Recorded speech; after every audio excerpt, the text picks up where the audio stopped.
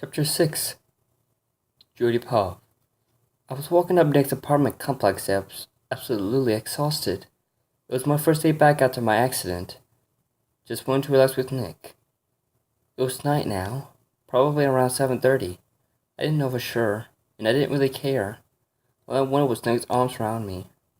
We had gotten into the habit of being together, sometimes going to my apartment, sometimes going to his. We did whatever we wanted. Watched movies, listened to music, played games, or just talked, enjoying each other's company. But now with me going to work, our schedule is going to look a lot different. Yes, Nick was important, but work would have to be my top priority. As much as I enjoyed Nick, I couldn't give up my dream just to be with him. I stopped in front of his door, apartment 727. I knocked before the entry I had left, and the door opened almost immediately. Without even looking, I fell into Fox's arms. Well, well, what do we have here? I snapped awake, no longer in her daze. That was not Nick's voice. I was indeed in the fox's arms, but the fox's fur was blondish gray, unlike Nick's bright red fur.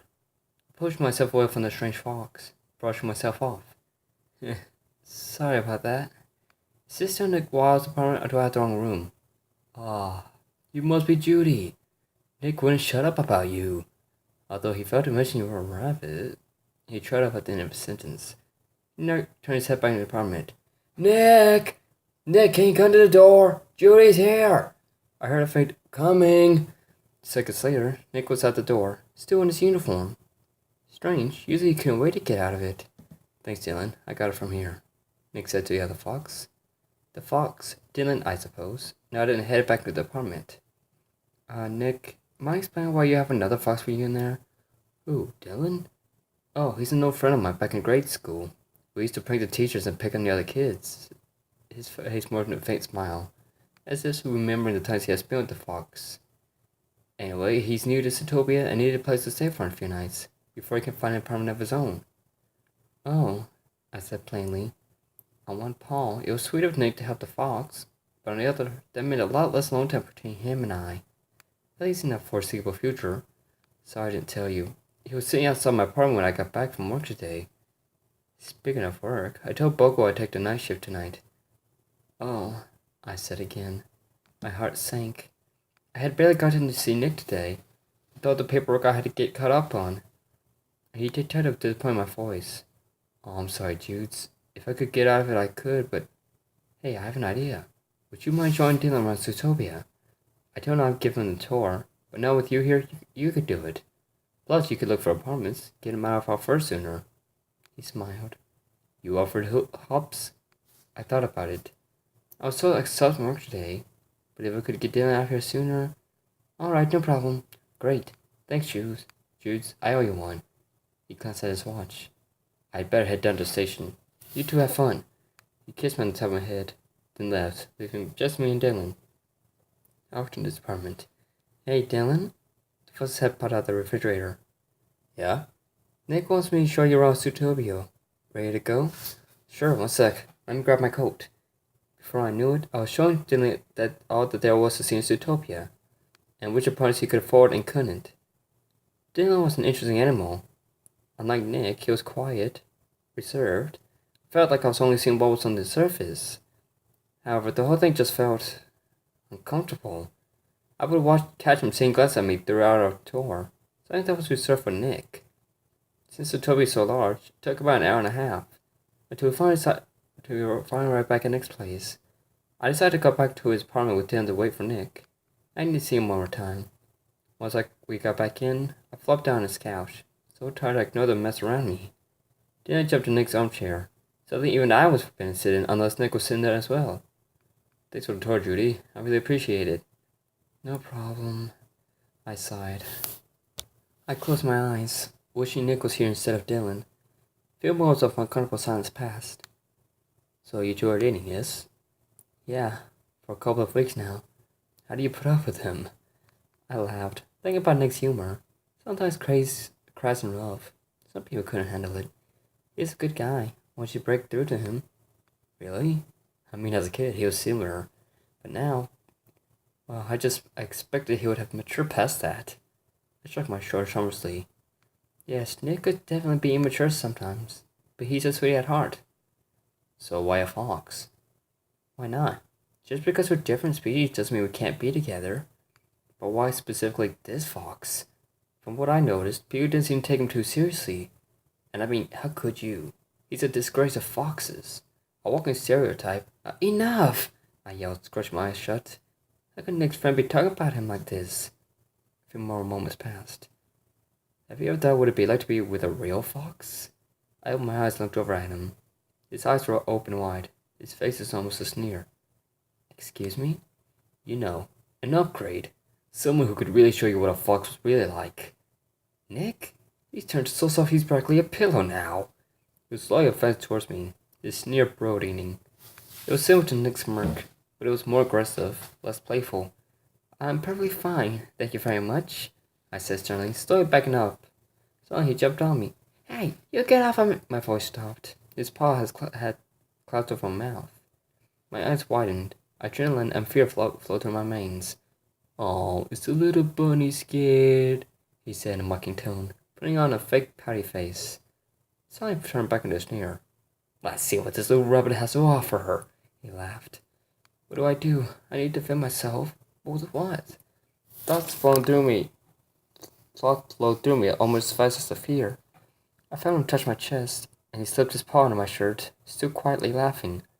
Feeling this, my reflexes kicked in. I kicked him as hard as I could, thankfully laying right on his crotch.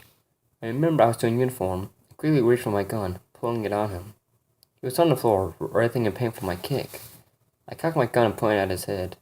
He looked at me, down for rage. Out! I screamed, gesturing to the door. I said get out! Judy, I'm sorry, this was all just big understanding. It's okay, just put the gun down. He was pleading. I almost felt sorry for him. Did you not just hear me? Get out, you scumbag! Get out of here, I swear I'll shoot! Okay? He slowly got to his feet. Never taking the gun off of his head, I gestured once again to the door. Get out and don't you dare ever come back. Judy, please, let me talk to you. No! I shrieked, pushing him out of the apartment. Once he was out, I quickly locked the door. This is a mistake, Judy! You hear me? I have some friends that aren't afraid of a little bunny like you. I pulled my back to the door and slowly sank down. Tears now flowing freely down my cheeks. Still trying to comprehend what had just happened. Nick. I need Nick right now more than I ever have. Paws shaking, I reached down into my pocket and pulled out my phone. I called Nick. Nick, Bob. I sucked in air, filling out my cheeks, then blowing it out my mouth. Geez, night with you was boring. Nothing but looking at security cameras, waiting for something remotely interesting to happen. I took a sip out of my coffee, the only thing keeping me conscious.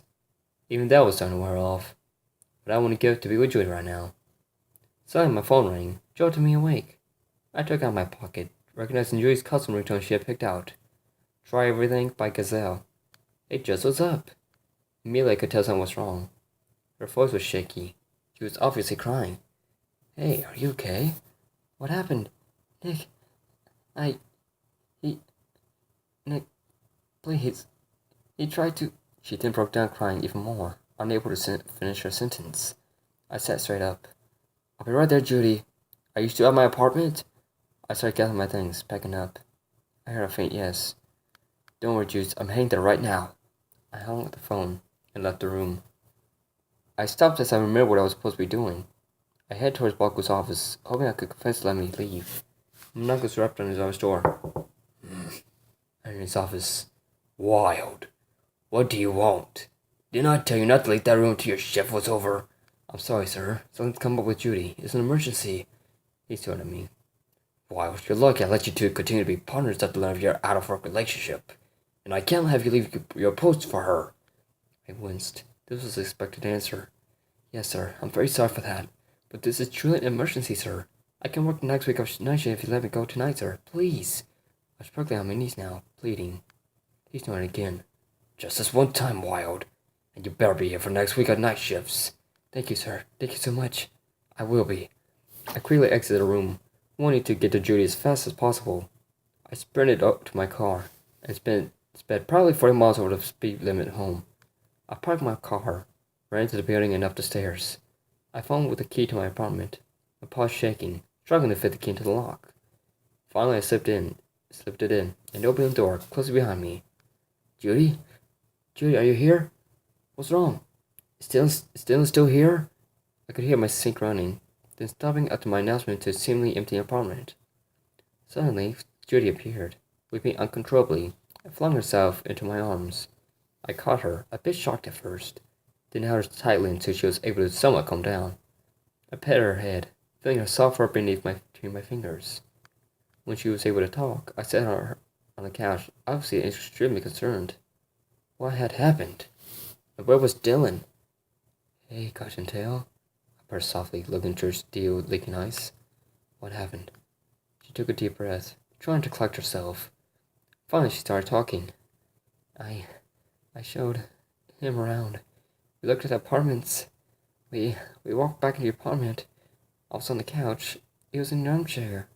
We started talking. Then her voice cracked. He jumped on me, and he touched me. She burst into tears again. I kicked him and put my gun and made him leave. But, she flung herself into me again. I was in shock. Dylan, my childhood friend? How could he do this? I started crying too. I'm so sorry, Judy. I'm so sorry. It's all my fault. I should have never let you alone with him. I didn't think he would.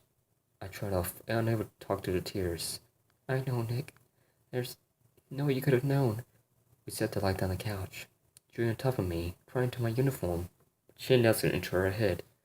I could hear her sobs growing quieter, as were mine. The next thing I knew, I was asleep.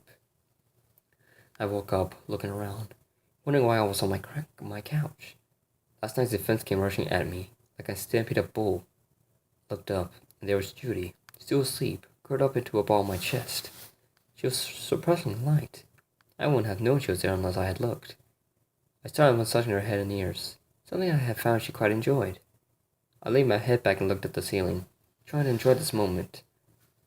5, 10, 15 minutes passed. I looked back at Judy. She was awake now, staring at me with loving eyes, softly smiling. Hey, Carrots. She closed her eyes again, still smiling. Listen, I'm really sorry. I didn't think I would ever do anything like that.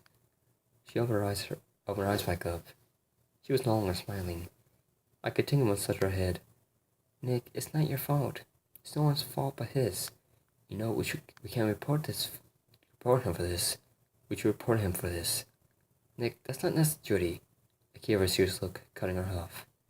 We can't let him get away with this. He needs to be punished for what he did to you. She nodded. Can't we try to forget about that for now? We can deal with that later. Right now, I want to enjoy my favorite fox in the whole wide world. She smiled, moving closer to my face. I smiled back at her. Sure thing, Cottontail. Suddenly, our lips met. I opened my eyes in shock, seeing her face right next to mine. It was even more beautiful this close. I closed my eyes, living in the euphoria of the night moment. The connection broke. I opened my eyes to see a blushing Judy staring back at me. She started giggling. Then I did. Suddenly, the whole room was filled with our laughter. Judy puffed. Despite all that had just happened, being with Nick made me feel safe, secure. And that kiss. Well, it didn't fix everything, but I felt something had broken inside me after last night started to heal. It may never be fully back to where it was, but with Nick, it seemed possible. I knew what I needed to do about Dylan, but right now, all I needed was Nick. And I could tell Nick all Nick wanted was me. If that didn't feel like one of the best things in the world, well, I don't know what else would. On this note, I wrote the chapter of Lady Gaga's performance on the Oscars. Man, that performance really hit me hard. Someone very close to me has gone through the trauma of being sexually assaulted, and I've seen firsthand what it does to people.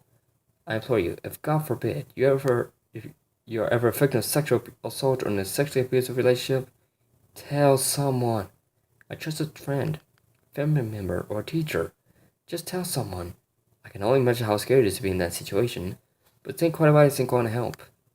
Also, if you ever see any kind of sexual assault or abuse, tell someone. Sorry that was too PG, but this is a subject that really hits home for me. Anyways, on a lighter note, Chapter 7 is on track to be released Sunday. One more thing, I'm considering finding an editor for this story. I couldn't pay you, of course, but editing is something that takes a lot of time for me, something I don't exactly enjoy doing. I'd rather mainly focus on writing. Of course, you will need to be extremely familiar with English conventions and grammar, and be able to stay and tell the story. If you're interested in taking your qualified, shoot me a PM. I'd love to hear from you. That is again for reading. Don't be shy to leave your thoughts in the form of a PM or review.